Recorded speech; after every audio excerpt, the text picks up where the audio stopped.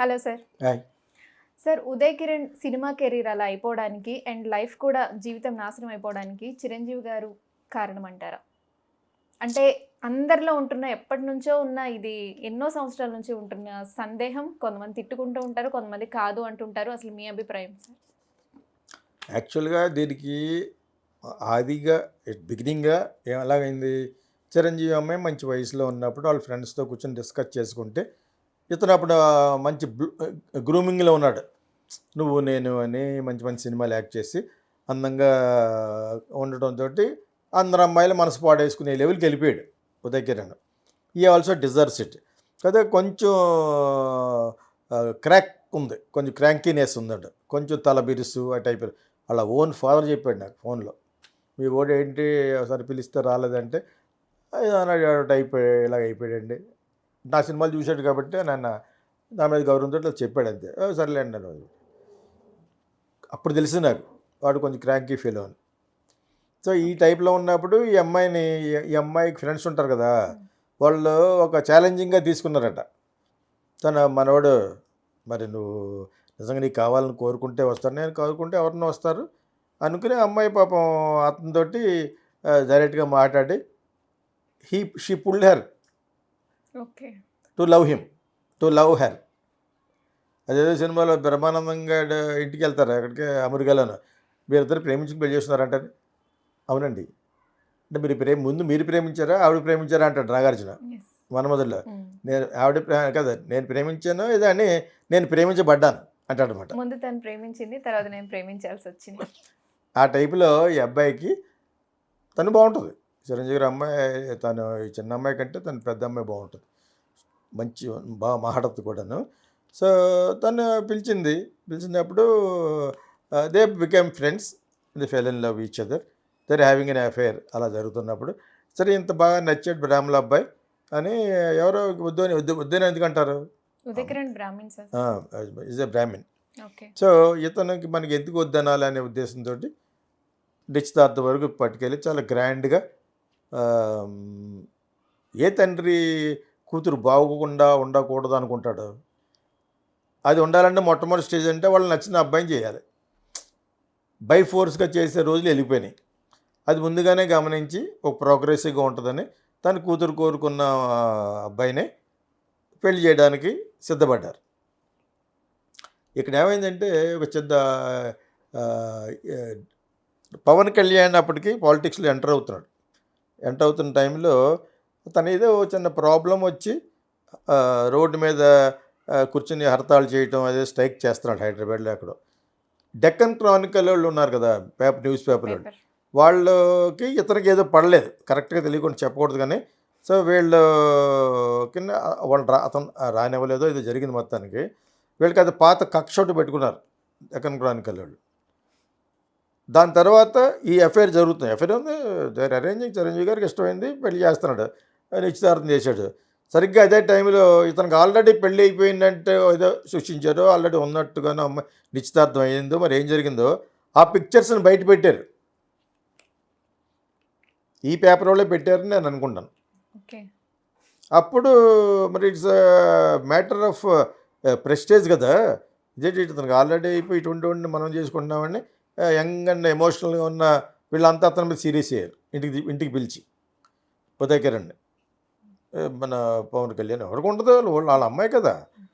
So తనకి ఆ వయసులో అమ్మాయిలు తప్పు చేయొచ్చు ఎలాగంటే తెలియక, అయినా కూడా వాళ్ళు ఒప్పుకోరు యాక్చువల్గా.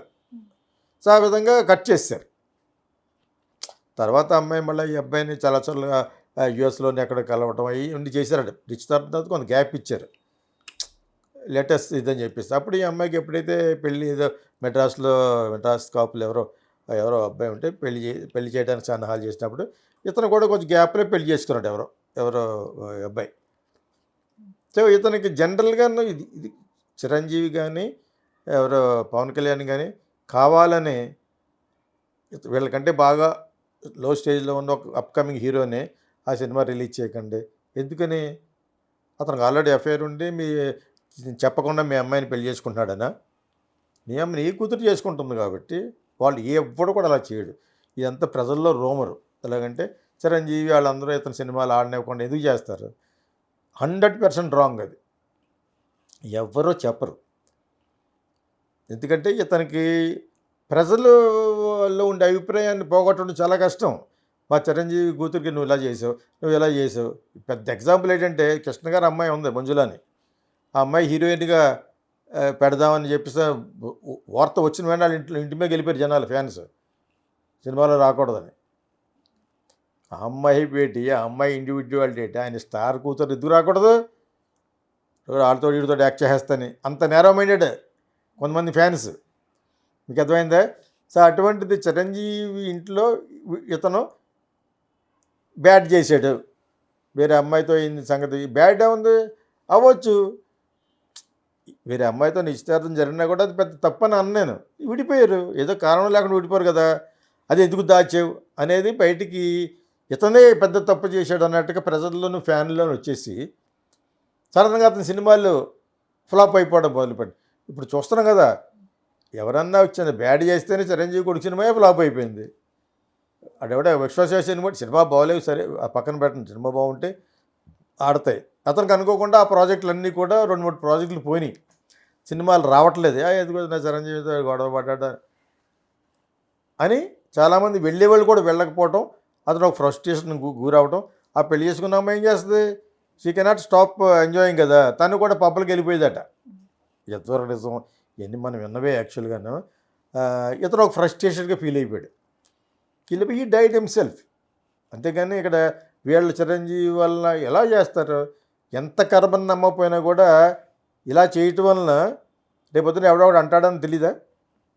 అతనికే సగం ఫీల్ అయ్యి అనుకున్న సంబంధం చేయలేకపోయాం. బికాజ్ వాడు ఒక బ్యాడ్ ఫెలో, ఆల్రెడీ వేరే అమ్మాయితో జరిగిందని చెప్పేసి వార్నింగ్ ఇచ్చారు, పంపించారు. అంతేగాని వార్నింగ్ ఇచ్చి పంపేసిన తర్వాత నేను జీవితంలో పైకి ఎదగనేమో అని ఏ ఎదవా అండం. ఒకవేళ దృక్పథం అని ఉంటే అది వాళ్ళకి కొడద్ది. అంతవరకు చెప్పగలను కానీ చేసే నెలలు చెప్తాం.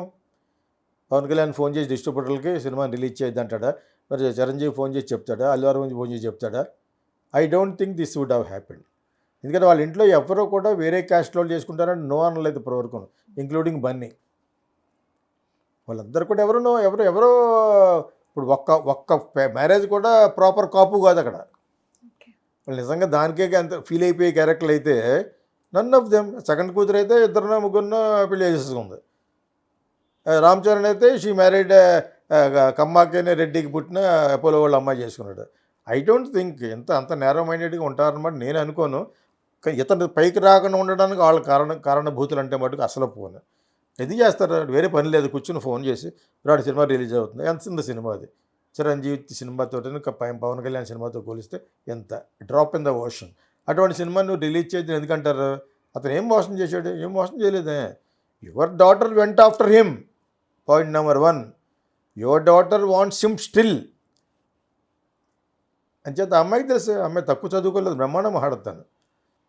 వెరీ మెచ్యూర్డ్ గర్ల్ అమ్మాయి. అంచేత ఇప్పుడు అడగండి వెళ్ళేవాడు నన్ను.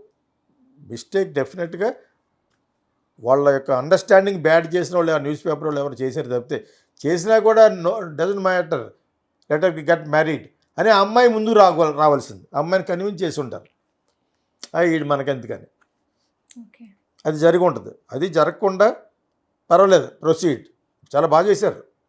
బెత్తరోటాలు అంటారు కదా, నిశ్చితార్థం ఎక్కడెక్కడ అంటున్నారంటే మా ఇంటికి పక్కనే అది ఉంటుంది కదా, కళా దానికి సంబంధించింది. అక్కడే చాలా బాగా చేశారు ఫంక్షన్. అది అలా సాగనివ్వాల్సింది. Marriages are made in heaven అంటారు. Probably this was not done in heaven. Karma of Uday, karma of that girl, because they were loving each other. చాలా డీప్గా వెళ్ళిపోయారు యాక్చువల్గా. పెళ్లి చేసి ఉన్నా కూడా చాలా బాగానే ఉండేవాళ్ళు. అది చెడిపోవడానికి కారణం కర్మ, పూర్వజన్మలో చేసుకున్న వాళ్ళందరూ చేసుకున్న కర్మ అది. అందుకు తప్పితే కావాలని ఎవరు చేశారు? మామూలుగా ఫోటోలు బయట పెట్టారు అంతే. పెట్టినప్పుడు అతని మీద కొట్టడానికి కూడా వెళ్ళినట్టుగా విన్నాను నేను. నాగబాబు వీళ్ళందరూ బట్టి కొట్టలేదు, తర్వాత పంపించారు. ఇక్కడ వరకు సినిమా వాళ్ళం కాబట్టి బ్రీఫ్ ఎక్కడ ఇప్పుడు ఏ ఛానల్ చెప్పలేదు నేను.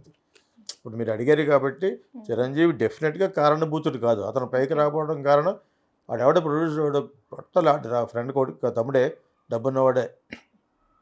ఏ లెవెల్కి వెళ్ళిపోయిందంటే, ఉదయకిరణ్ నీతో సినిమా చేస్తాం, రూపాయి కూడా ఇవ్వవు నీకు, సినిమా ఆడితే ఇస్తామని చెప్పారట. ఎక్స్షెట్ సినిమా అటర్ ఫ్లాప్ సినిమా అది. ఓకే. ఆడి చూడ చూసి సిగ్గుపడాలి. అంటే అవకాశాన్ని నీ యొక్క వీక్నెస్ని క్యాష్ చేసుకోవడం అనమాట అది.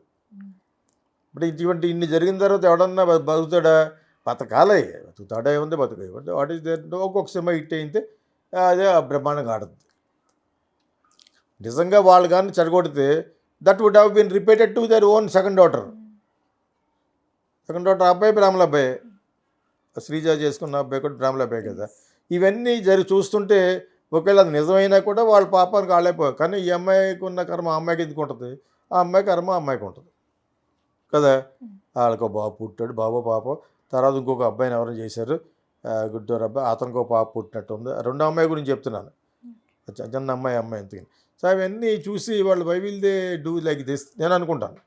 కావాలని ఒక చిన్న అల్పుడు, చిన్న అప్కమింగ్ హీరోని సినిమాలు ఆడకుండా చేయటం అది ఆటోమేటిక్గా యాదృచ్ఛికంగా జరిగిపోయినాయి అని నేను అనుకుంటాను. డెఫినెట్గా నువ్వు భోజనం చేసేవాడు ఎవడు చేయడు. అటువంటి చేస్తే వాళ్ళు అనుభవిస్తారు, చేయలేదు.